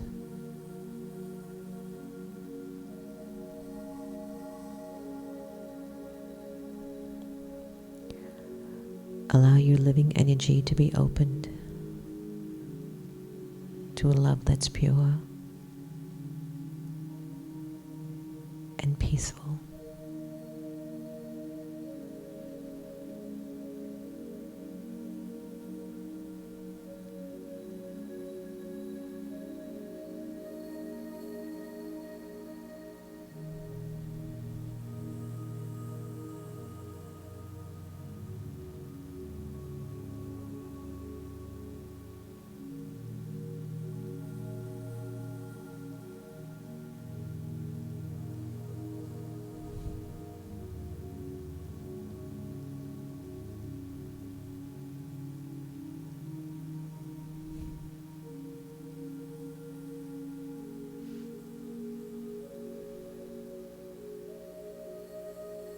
Breathe in deeply and exhale.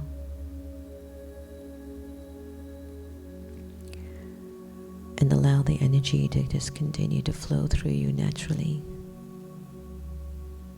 and purely.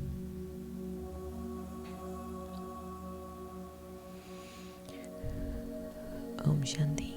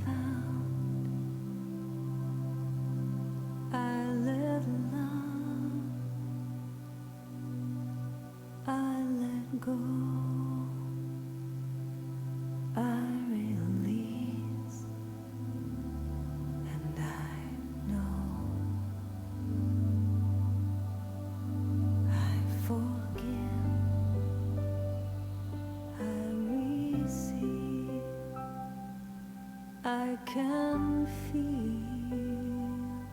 I believe, I am healed, I am whole, I release,